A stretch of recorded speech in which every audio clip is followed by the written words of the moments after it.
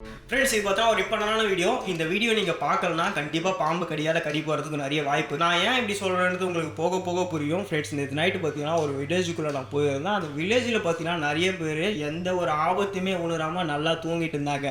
நான் எதுக்கும் எந்த ஒரு ஆபத்துமே உணராமல் தூங்கிட்டு இருக்காங்கன்னா ஃப்ரெண்ட்ஸ் இது வெயில் காலன்றதால அந்த வில்லேஜில் இருக்க நிறைய பேர் பார்த்தீங்கன்னா உள்ளே காற்று வரல வெளியே பாய் போட்டு படுத்துருந்தாங்க. அதனால தான் பார்த்தீங்கன்னா அவங்க ஆபத்தில் இருக்காங்க நான் சொல்கிறேன். என்னன்னா நிறைய பேர் இந்த கட்டுவிரியன் பாம்புனால கடிபட்டு இறந்து போகிறாங்க. அதில் முக்கால்வாசி பேர் இந்த மாதிரி உள்ள காற்று வரல அப்படின்றதுக்காக வெளியே பாய் போட்டு படுக்கிறவங்க தான் பார்த்தீங்கன்னா இந்த மாதிரி பாம்புங்களால் கடிபட்டு இறந்து போகிறாங்க. ஆனால் எந்த ஒரு பாம்புமே உங்களை தேடி வந்து கடிக்காது.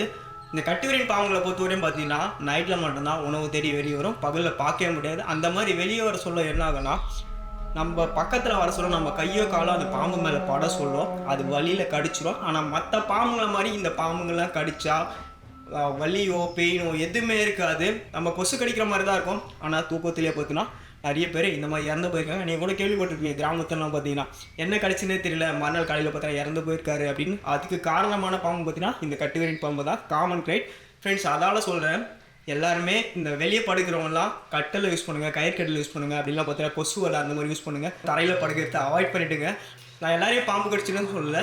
சப்போஸ் நம்மளை கடிச்சு உயிர் போயிடுச்சுன்னா பேசி எந்த ஒரு கோச்சனமும் இல்லை, முன்னெச்சரிக்கையாக இருக்கிறது நம்மளுக்கு தான் நல்லது. ஃப்ரெண்ட்ஸ் நிறைய வீடியோஸை நீங்கள் ஷேர் பண்ணுங்கள். இந்த வீடியோஸை நீங்கள் எல்லாருக்கும் ஷேர் பண்ணிங்கன்னா கண்டிப்பாக நிறைய பேர் உயிரை காப்பாற்றப்படலாம். ஓகே ஃப்ரெண்ட்ஸ், அடுத்த ஒரு டிஃப்ரெண்ட்டான வீடியோஸ் சந்திக்கலாம்.